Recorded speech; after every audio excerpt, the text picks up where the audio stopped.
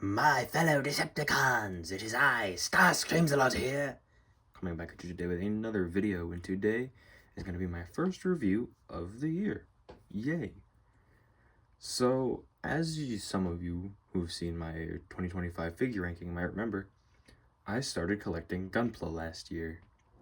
And so today I thought I would take a quick look at my first two Gunpla that I have gotten so far. The high-grade Burning Gundam and the high-grade red Ashtray frame, I think is what he's called. I forget how to pronounce it, but yeah, I don't have too much else to say other than I've actually been interested in Gundam for a long time, because a while ago, one of my older teachers gave me a couple of his Gundam kits because he was offloading his collection, and I took them in because it's a robot and they're cool. But now, a few years later, actually a good few years later, holy cow, I have finally immersed myself in Gundam, and I can safely say that this has been quite the fun hobby. The builds for both of these guys were pretty good, except for him when I broke his arm, but then it's not important. He looks good. I fixed it. I got around that. And yeah, I don't really have too much else to say other than let's get into the review. So let's start off with the Burning Gundam, as I got him first. Let's take off his accessories. He's the one with all the more annoying accessories I have to deal with. But that's besides the point. What is the point, however, is that the details on this guy are... As I was saying, the details on this guy are really good. They're entirely either stickers or different colored plastics, which I think does look pretty nice. I especially like the clear blue parts when they don't fall off. But yeah, the eyes on these guys are... Oh, I can do this easier. Let's see. Zoom in. There we go. The eyes on this guy are stickers as well, which I don't like. I do not like stickers at all. But, well, it's to be expected. A really nice shade of blue, and I don't think I did that bad for my first ever model kit. Looking at some of the other parts on this guy, you can see these black lines, which I'm pretty sure were stickers. And that was a sticker. Just lots of clear parts, and the color separation is also quite decent. I've been considering buying a panel liner and kind of panel lining this guy, make him extra saucy, but I haven't gotten around to that yet. Got it from the back, you can see just some little marks from the cutting process, but other than that, he looks good. Let's see if this part wants to stay on now, because I'm on camera, so that means it won't fall off, right? Okay.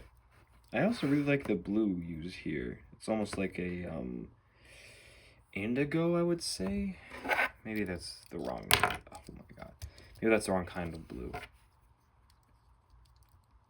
But yeah, detail-wise, on the hips and the legs, it's more of the same red, whites, and blues, and some of those grays. All of which look good, and he actually does have some pretty solid detail that's like naturally there. Like on the legs, these lines do look good, although they would definitely look with some panel lining. And even just on the regular parts, they just look good. And there's not too much else to it other than that. And his feet are just more of the same kind of red, blue, not blue, black, and white. And now I can talk about the other one. This guy, detail-wise, he has a lot too, but I'd say that's pretty nice. I'd rather these guys have a lot of accessories rather than none at all. And he's coming apart. Oh dear. Ignoring my minor blunder, you can see that he is a lot more simple in terms of his color scheme. he is primarily red and white, which I do really like. That's a fire color scheme. But he's also got bits of grays and almost, I guess they are just gray. Grays and some lighter grays to break it up a little bit. And I think he just does look really good. Taking a look at his head sculpt, you can see here. Also stickers. I also think I did a good job with these ones. These eyes. I like the green that the stickers are. It is a little bit tricky getting a good look at those eyes because they're kind of cast under some shadows. But he looks good. I do think that these stickers came out quite nice. And they were not too much of a hassle to put on. Which again, I like. Looking at his body. Not as detailed in certain spots, but a good bit more detailed on others. Like the arms on him are way more detailed than the arms on the Burning Gundam. You can see just more breakup in the colors with some red stickers on the white and white on the red arms, the red hands. I do think he looks really solid, and he feels good too, I should say. And you know, the feet have just more detail on them. This guy's just generally more detailed than the Burning Gundam, which I am a fan of. And the green stickers, like I said, also very nice. But now I can talk about some of the other things. Some things that I wasn't expecting with my first Gundam, my Gunpla kits. Like as you've been seeing with my Burning Gundam right here, he kind of falls apart with little to no effort. This blue piece absolutely refuses to stay on, which annoys the crap out of me. But what can you do? Jeez. But with him, he was okay for the first couple of days, but he's kind of loose now. And that is pretty annoying. But him, aside from after when I broke him, which I did fix with just a little bit of glue, he feels really good. Like plastic quality wise, he feels great.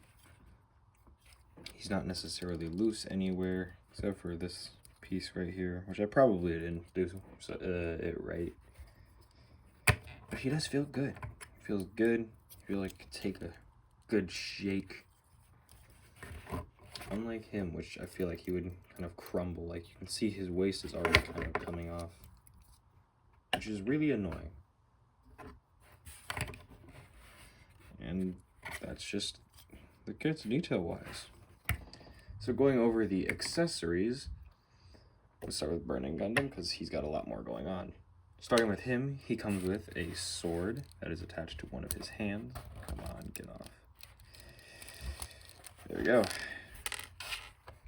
Comes with a sword. Pretty regular detail-wise, you know, just a plain white sword with a little bit of detail here and there. Basic scabbard that fits onto his back. Flip this piece up and you just plug in the sword or the scabbard at this little indentation right here. If it'll focus, there you go. At that indentation right there, you plug it in like so. You close that and there you go. And with other accessories, as you saw, he comes with a good few hands. All these kits pretty much do, except for the ones without hands. You can see he's got these fists with a ball joint on them, but he also has fists without that.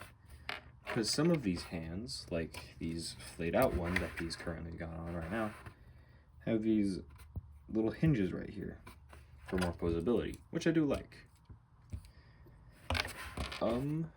He also has just fists pretty much. That's like pretty much it. He's got fists that he can use to punch things.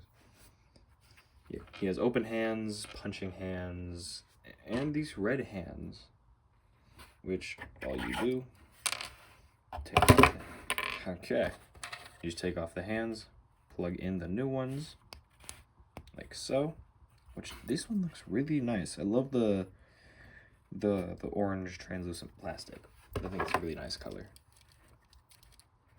And because he is burning Gundam, he gets his name because of all the fire bits that he burns with.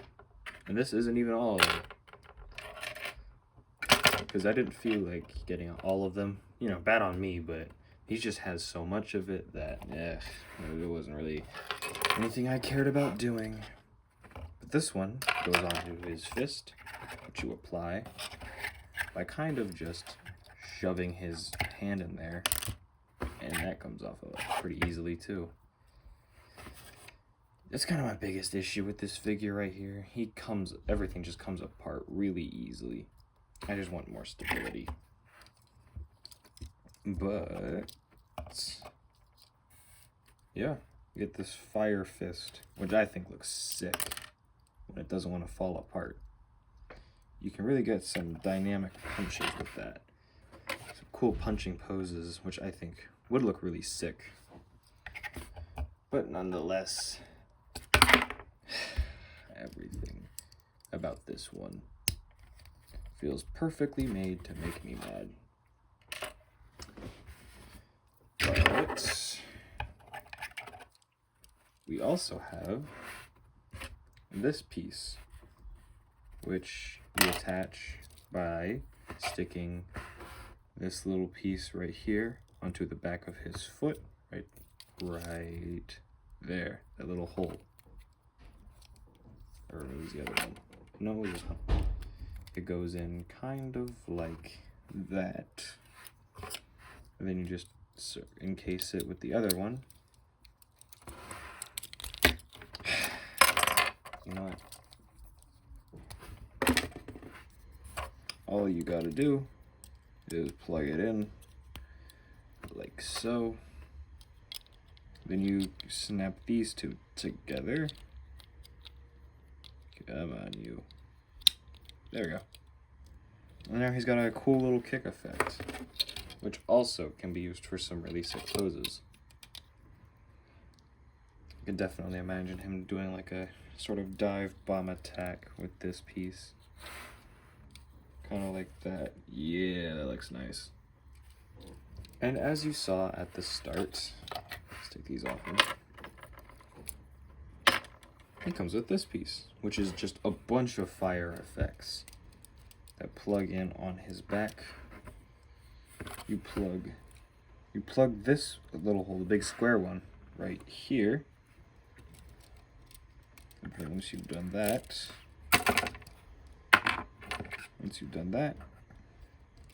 you just slide it down, and voila. He's got the burning effect on, which I think actually looks awesome.